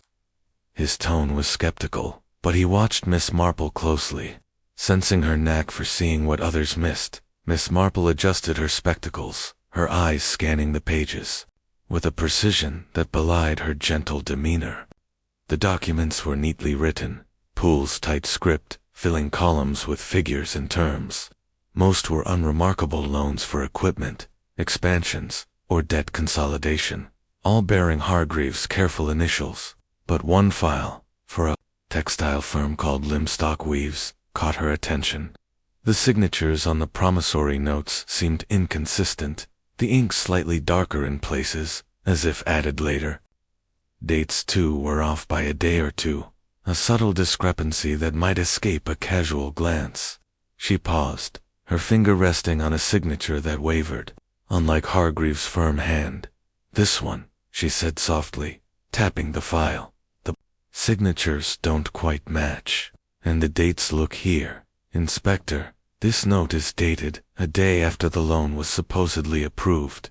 A small thing, but curious, don't you think?" Curtis leaned over, his eyes narrowing as he examined the page. Could be a clerical error. Poole's human, after all, but I'll have it checked against the originals. He made a note, his skepticism softening into grudging respect. Miss Marple's lips curved into a faint smile. "Clerical errors, Inspector, are often convenient excuses. In St. Mary Mead, a shopkeeper once claimed a mismatched ledger was a mistake, but it hid a pattern of skimming profits. These documents, they feel like a pattern too." Mr. Poole was nervous, wasn't he? And that ink stain on his cuff, so fresh it suggests he was writing something important, perhaps something he didn't want seen. Bantry, growing restless, stepped closer. "You're back to Poole, Jane. You think he's been forging signatures? That's bold, even for an ambitious clerk. Hargreaves would have caught it, surely." Miss Marple nodded, her eyes still on the file. "Mr. Hargreaves was meticulous, Arthur. He was reviewing these papers the night he died. According to Mr. Poole, if he noticed these discrepancies, he might have confronted someone, and a confrontation, in a locked room, could turn deadly." She closed the file, her fingers brushing the paper as if it held a secret she could feel. "We must confirm these signatures. If they're forged, they give us a motive." Curtis, now fully engaged, called over a constable who had been assisting with the audit. "Get these to the handwriting expert in the county office," he instructed, handing over the textile firm's file, "and cross-check the dates with the bank's ledger. If there's fraud, we need to know." As the constable left, Miss Marple rose, her movements slow but purposeful, and walked to the window. The high street bustled outside, shopkeepers and passers-by, moving through the drizzle, oblivious to the drama unfolding within. She thought of the study, the scratched latch, the smudge of dirt on the rug. "Money," she murmured, "is such a powerful force. It pushes people to act, to hide, to deceive." Mr. Poole handled these papers, but others might have benefited. Mr. Grayson, perhaps, with his risky ventures, or even Mrs. Hargreaves, who knew more of her husband's work than she admits. Bantry chuckled, though his eyes were serious. "You're weaving a net, Jane, and it's getting tighter. But how does this tie to the locked room? Forged papers don't explain how someone got in and out." Miss Marple turned from the window, her expression serene but her mind sharp. "The locked room is a trick, Arthur, meant to mislead. In St. Mary Mead, a locked shed, once hid a thief, locked it from the inside, then climbed out a tiny window, thinking no one would notice. Here, the scratched latch suggests an outside entry, but I wonder if it's a distraction, to draw our eyes from the desk, from those papers. Mr. Poole was in the library, close to the study. He broke the door down, yes, but that could be part of the act, to place him outside the crime. Curtis, listening intently, frowned. You're saying Poole forged the loans? Hargreaves found out, and Poole shot him to keep it quiet, then staged the locked room. Miss Marple's eyes twinkled, though her voice was grave. It's a possibility, Inspector, but we must be careful. The truth is like a delicate stitch, it holds only if you place it right. We need to know if those signatures are indeed forged, and if Mr. Poole had access to the revolver. And we must not forget Mr. Reed's tools. Have you examined them yet? Curtis shook his head. Not yet. We're searching the shed this afternoon. If there's a chisel that matches the scratch on the latch, we'll find it. Miss Marple nodded, her thoughts drifting to the disturbed earth near the study window, the boot mark half hidden by a leaf. Good. Every detail matters, even the smallest. A chisel, a signature, a nervous glance, they're like clues in a village mystery, pointing to the heart of things. They left the bank, stepping into the damp air of Limstock's High Street. As they walked back to Willow Grange, Bantry glanced at Miss Marple, his expression a mix of admiration and frustration. You're closing in, Jane, but it's still a muddle. Poole's your man, isn't he? Those papers, that ink stained there, damning. Miss Marple adjusted her scarf, her eyes on the cobbled street. Mr. Poole is a thread, Arthur, but the pattern isn't complete. Forgery is a motive, but so is greed, or fear, or betrayal. Mr. Grayson's investments, Mr. Reed's secrets, Mrs. Hargreaves' composure, they all weave together. We must pull gently, or the truth will slip away. As they reached Willow Grange, the house loomed against the gray sky, its windows dark and watchful. Miss Marple paused, her gaze lingering on the study window, the scratched latch, a silent challenge. The hidden truth, she thought, was in those papers, in the ink and the signatures, but also in the hearts of those who stood to lose or gain by Edward Hargreaves' death. Chapter 10. The Window's Secret Miss. Jane Marple stood once more on the gravel path outside Willow Grange, her eyes fixed on the study window, where the late Edward Hargreaves had met his end.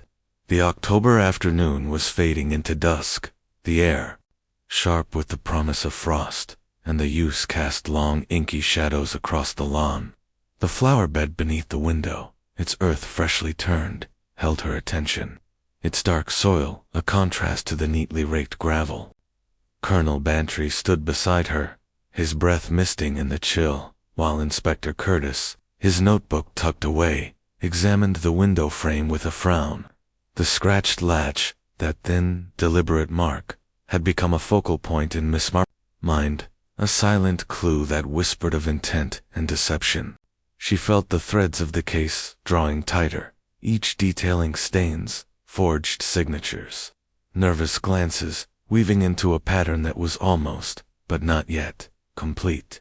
The window itself was unremarkable, its brass latch gleaming except for the fine scratch that ran along its edge, precise as a surgeon's cut. Miss Marple bent slightly, her scarf fluttering in the breeze, and studied the mark anew. It was not the clumsy gouge of a forced entry, but the work of a fine tool, applied with care. She straightened, her eyes drifting to the disturbed earth. Below, where the faint imprint of a boot, half concealed by a fallen leaf, lingered like a ghost. This window, she said softly, is more than it seems. It tells a story, Inspector, if we can read it. Curtis, his skepticism tempered by her persistence, crouched to inspect the latch. We've been over it, Miss Marple. The latch was secure when we arrived, no signs of being forced open. If someone came through here, they'd have needed to relatch it from outside, a tricky business without leaving more marks. Miss Marple's lips curved into a faint smile, her eyes bright with quiet certainty. Tricky, Inspector, but not impossible. A thin tool slipped through a crack could turn the latch back, or perhaps the scratch is a ruse, meant to make us think of an outsider when the truth lies within. She glanced at the EUs, their dense branches, a perfect screen for a figure moving in the dusk. The garden is so convenient, don't you think? Close to the house, yet hidden. Bantry, stamping his feet against the cold, gestured toward the flower bed that turned earth. Jen, you've been eyeing it since yesterday. Think Reed's been up to something. He admitted to working the beds, but it could be a cover. Miss Marple nodded, her gaze lingering on the soil. Mr. Reed is a man of the earth, Arthur, and earth keeps secrets well, but it also betrays them. That boot mark, so carefully hidden, it suggests someone passed this way, perhaps in haste. And Mr. Reed's tools, particularly a chisel, could explain that scratch. She turned to Curtis. Have you examined the shed yet, Inspector? Curtis nodded, his expression grim. We did, this morning. Found a set of tools, spades, trowels, a couple of chisels. One of them, a fine one for pruning, has a blade that could match the scratch. We've sent it to the county for analysis, to see if the metal aligns with the mark. Miss Marple's eyes twinkled, though her face remained serene. A chisel, Inspector, that's promising. In St. Mary Mead, a gardener once used a pruning knife to Jimmy Aylock, thinking it would go unnoticed. He was wrong, of course. Small tools leave small marks, but they speak loudly. She paused, her mind turning to the disturbed earth, the boot mark, the ink-stained cuff of Martin Poole. We must consider how this window fits with the bank's papers. Those forged signatures you found, have you confirmed them? Curtis's frown deepened, but he nodded. The handwriting expert telephoned this afternoon. The signatures on the Limstock Weaves loan are forged, no question. The dates were altered too, to make the loan appear legitimate.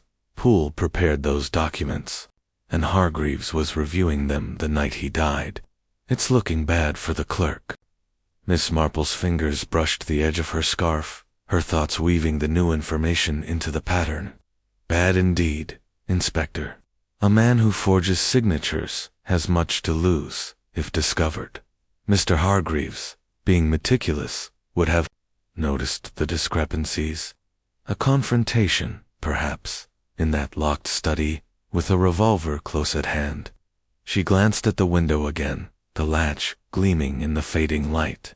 But the window, this scratch, this earth suggests someone wanted us to look outside, to think of an intruder. It's clever, but not clever enough. Bantry, his curiosity piqued, leaned closer. You're saying the window's a red herring?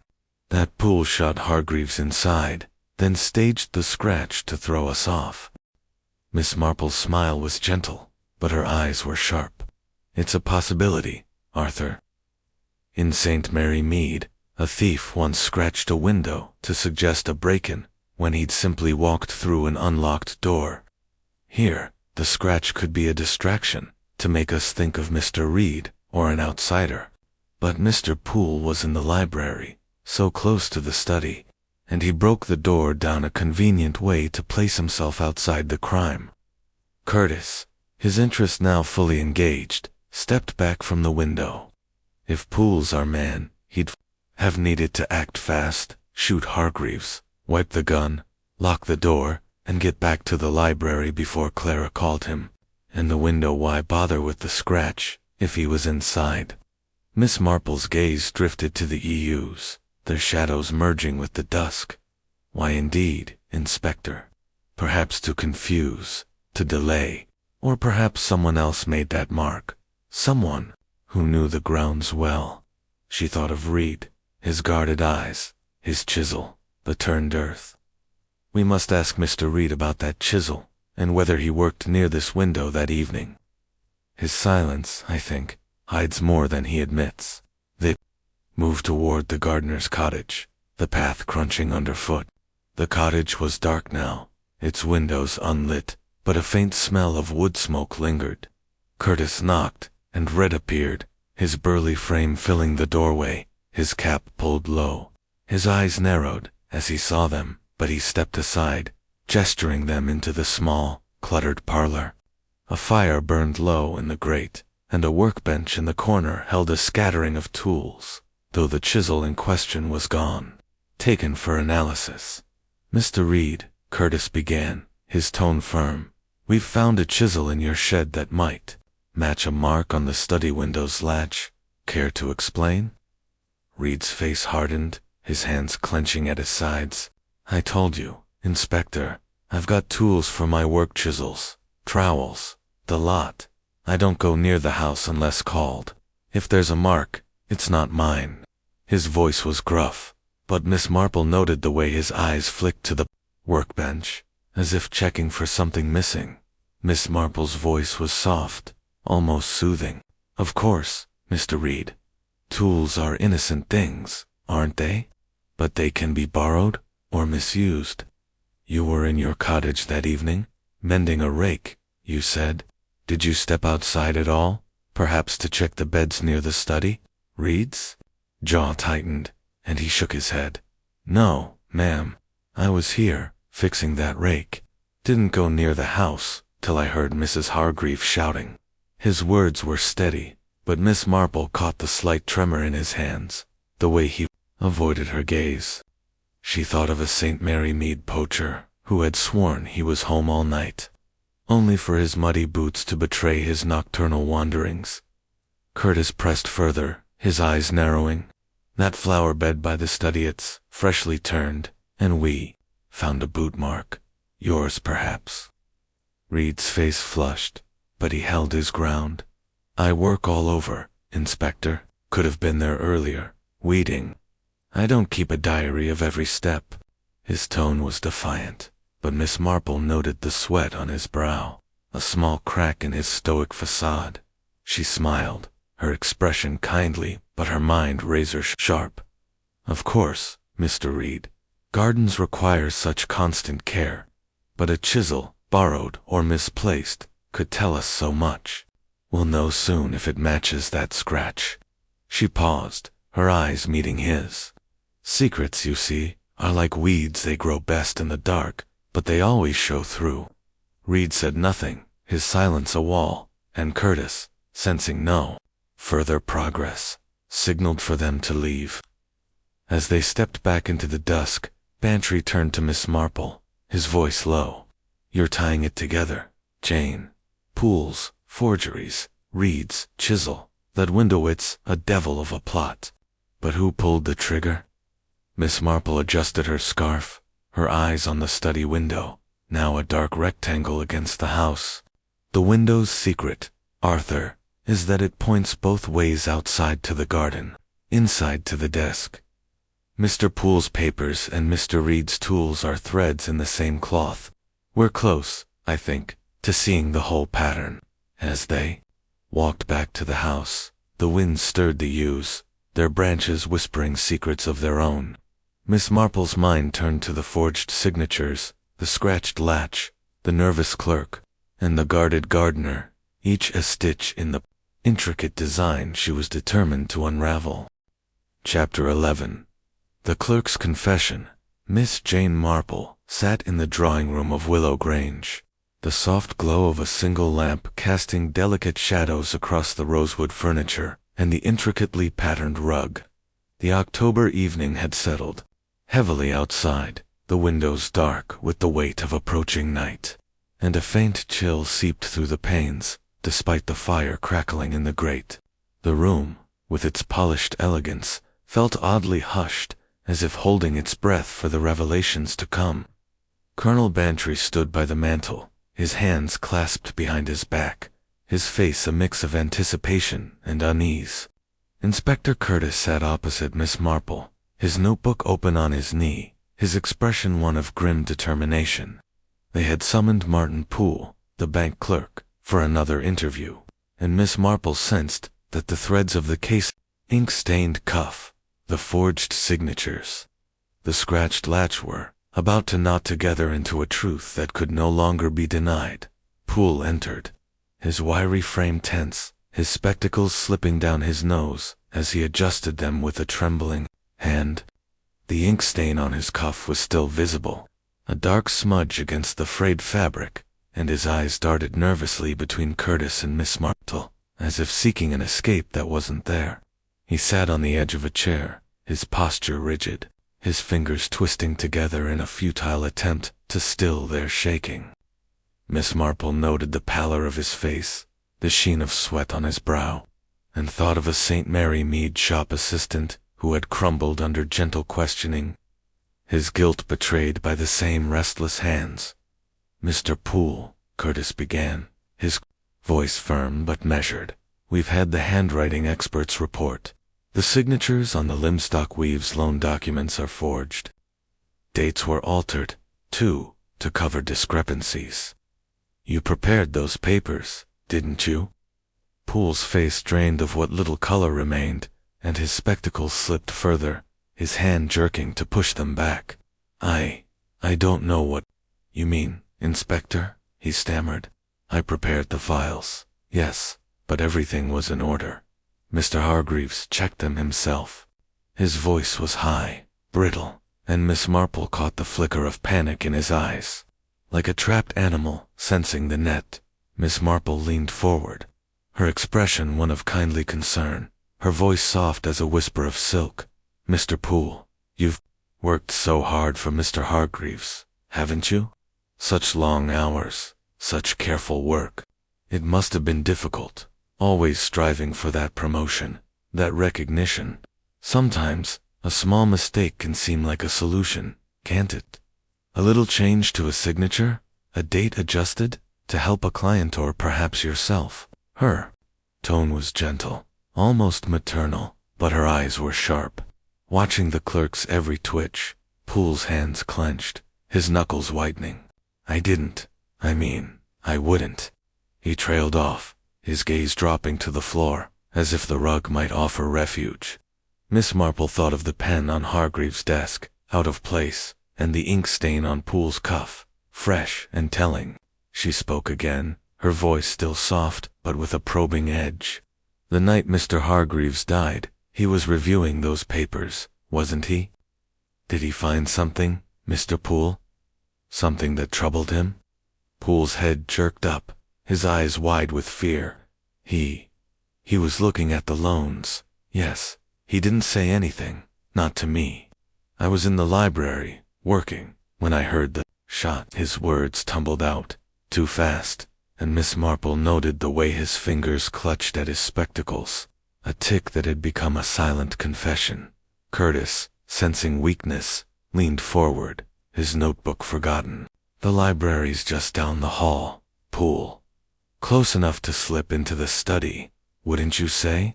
And that revolver Hargreaves owned, wiped clean. You knew where he kept it, didn't you?" Poole's face crumpled, and he shook his head, his voice breaking. No, I didn't touch it. I swear, I was in the library." But his hands betrayed him, trembling violently, and Miss Marple saw the truth in them, as clear as the ink on his cuff.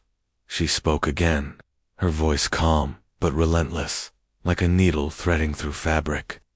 "Mr. Poole, you're a clever young man, ambitious, eager to prove yourself. But ambition can lead to mistakes, can't it? In St. Mary Mead, I knew a clerk who altered a ledger, thinking no one would notice. But someone did, and it cost him dearly. Mr. Hargreaves noticed your forgeries, didn't he? He called you into the study, perhaps to ask about those signatures." Poole's breath hitched, and he buried his face in his hands, his shoulders shaking. "I didn't mean for it to happen," he whispered, his voice barely audible. I changed the papers, just a little, to help a client. Limstock Weaves, they were failing, but I thought I could save them, make it look good for the bank. Mr. Hargreaves found out that night. He was furious, said he'd report me, ruin me. I couldn't let that happen." Curtis's eyes narrowed, his voice sharp. "So you shot him? With his own revolver?" Poole's head snapped up, his eyes wild. "It wasn't planned. I went to the study to explain, to beg him to understand. He had the gun out, on the desk, said he didn't trust me anymore. I panicked. I grabbed it, and it just went off. His voice broke, and he slumped forward, tears streaming down his face. I didn't mean to kill him. I just wanted to stop him. Miss Marple's expression was one of quiet sadness, though her mind was clear, piecing together the final stitches. In the window, Mr. Poole. The scratched latch, the disturbed earth, what were they for? Poole's hands dropped, his face a mask of despair. I had to make it look like someone else did it. I took Reed's chisel from the shed earlier that day, used it to scratch the latch from outside after it happened. I slipped out through the window, relatched it with the chisel, and went back to the library. When Mrs. Hargreaves called, I grabbed the poker and broke the door down, to make it seem I was never in there. His voice was hollow, the confession draining him of all pretense. Bantry, his face flushed with shock, stepped forward. Good Lord, man, you staged the whole thing. The locked room, the wiped gun, all to cover your tracks. Poole nodded, his eyes fixed on the floor. I wiped the gun, dropped it by the desk. I thought it might look like suicide, or an intruder. I didn't know what else to do. His voice was barely a whisper, and Miss Marple felt a pang of pity, though her resolve remained firm. Curtis stood, his expression grim. Martin Poole, you're under arrest for the murder of Edward Hargreaves. Anything you say may be used against you. He signaled to a constable waiting outside, who entered to take Poole's arm. The clerk rose, his movements mechanical. As if the weight of his confession had robbed him of strength, Miss Marple watched him go, her eyes soft but unwavering. You thought a locked room would protect you, Mr. Poole, she said quietly. But greed leaves traces, like ink on a cuff. The truth always finds a way out. As the constable led Poole away, Bantry turned to Miss Marple, his voice low. You did it, Jane. You saw through it, all the papers, the latch, the nerves. But how did you know it was Poole? Miss Marple picked up her knitting bag, her fingers brushing the wool. It was the little things, Arthur. The ink stain, the pen out of place, the way his hand shook when he spoke of the loans. In St. Mary Mead, a young man once hid his theft behind a smile, but his hands betrayed him. Mr. Poole's ambition was his undoing, and the locked room was his final mistake. Curtis, closing his notebook, nodded grudgingly. You were right about the chisel, too. The lab confirmed it matches the scratch. Reed's in the clear, he didn't even know it was missing. Miss Marple's smile was faint, almost wistful. People are careless with their secrets. Inspector, Mr. Poole thought he could outwit the truth, but it's like a stitch in a pattern, it holds fast, no matter how you try to hide it. As they left the drawing room, the house seemed to exhale, its tension easing with the confession. Miss Marple glanced back at the darkened study window, its secret now revealed, and felt the case's threads finally knit together into a truth as clear as her own careful stitches. Chapter 12. The Quiet Resolution. Miss Jane Marple sat in the back of Colonel Bantry's car, her knitting bag nestled beside her, as they drove through the winding lanes of Limstock toward the station. The October dusk had settled over the countryside, painting the hedgerows in shades of indigo and gray, and the air carried the crisp bite of autumn, laced with the scent of wood smoke from distant cottages. The colonel, his hands steady on the wheel, was unusually quiet, his mind still grappling with the day's revelations. Willow Grange, its red brick facade now a silhouette against the fading light, receded behind them, its secrets laid bare by the confession of Martin Poole. Miss Marple, her hands folded over her knitting, gazed out at the passing fields, her face serene, but her eyes bright with the satisfaction of a puzzle solved. The drawing room at Willow Grange had been the stage for the final act, where Poole's confession had unraveled the mystery of Edward Hargreaves' death. Inspector Curtis, armed with the evidence of forged signatures and the chisels matched to the scratched latch, had arrested the clerk, whose nervous facade had crumbled under the weight of his guilt. The case, with its locked room and wiped revolver, had seemed impenetrable at first. But Miss Marple's gentle probing had teased out the truth. Stitch by careful stitch, Bantry broke the silence, his voice gruff but warm. "You've done it again, Jane. Unraveled the whole blasted think pool. The forgeries, that clever trick with the window. How do you spot these things? I'd have sworn it was suicide or some phantom intruder." Miss Marple's lips curved into a faint smile, her fingers brushing the wool in her bag. "People, Arthur, are much the same, whether in St. Mary Mead or Limstock. They want, they fear, they hide. Mr. Poole wanted advancement, feared exposure, and hid behind a locked room. But his habits, those nervous hands, that ink-stained cuff told his story. Like a village gossip, the truth always slips out, if you listen." They reached the station, a small, tidy building with a single platform bathed in the glow of a solitary lamp. Bantry carried her suitcase, insisting on playing the gentleman, though his eyes twinkled with amusement at her independence. As they waited for the train, he leaned against a pillar, his expression thoughtful. "What about the others? Jane, Clara, Grayson, Reed, they all seemed tangled up in it. Were they just bystanders?" Miss Marple adjusted her hat, her gaze, drifting to the platform's edge, where a few late travelers huddled against the chill. Bystanders, perhaps, but each had their part. Mrs. Hargreaves' grief was real, I think, but her composure hid a knowledge of her husband's suspicions. She knew he was reviewing those loans, yet said nothing. Mr. Grayson's confidence masked a fear of losing Hargreaves' trust, his risky ventures perhaps too bold for comfort. And Mr. Reed, so silent he knew his chisel was missing, I suspect, but kept quiet, perhaps out of loyalty, or fear of being blamed. They're like characters in a play, Arthur, each with their own motives, but only one took the fatal step. Bantry nodded, his face softening as Clara Hargreaves' name was mentioned. Poor Clara. She wept when Poole was taken, awarial tears this time, I'd wager. Must have been a relief, knowing the truth, even if it's grim. Miss Marple's eyes twinkled, though her voice was gentle. Relief, yes, but also sorrow. She loved her husband, I believe, though love can coexist with secrets.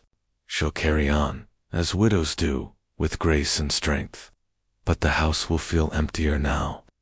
The train's whistle sounded in the distance, a low mournful note that echoed through the evening.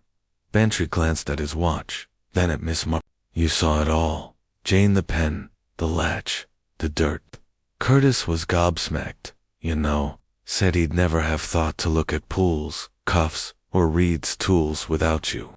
Miss Marple's smile was modest, almost self-deprecating. I'm only an old woman, Arthur, with the habit of noticing things. In St. Mary Mead, a misplaced teacup once led to a thief, a smudged window to a liar. Here, it was a pen out of place, a scratch on a latch, an ink stain. Small things, but they speak of human nature, and human nature is never as clever as it thinks. The train pulled in, its steam hissing as it slowed, and Bantry carried her suitcase to the platform's edge. Back to St. Mary Mead, then. Your roses must be missing you. Miss Marple chuckled softly, stepping toward the carriage. My roses will survive, Arthur, though I dare say they're, as nosy as I am, waiting for the next village drama. Thank you for calling Mitt's Bin, illuminating. Bantry grinned, tipping his hat. Anytime, Jane. Limstock's quieter for it, but I'll miss your sharp eyes. As the train door closed, Miss Marple settled into her seat, opening a small novel from her bag. The carriage rattled to life, carrying her back to the familiar lanes of St. Mary Mead. She thought of Willow Grange, its study, now silent, its secrets laid bare, the forged signatures, the scratched latch. The nervous clerk. They had formed a pattern, like her knitting, each stitch deliberate, each thread essential. Justice, she reflected, was like a good stitch. It held fast, no matter how tangled the yarn. The train rolled on, and Miss Marple turned a page. Content that the truth, like her roses, had found its moment to bloom.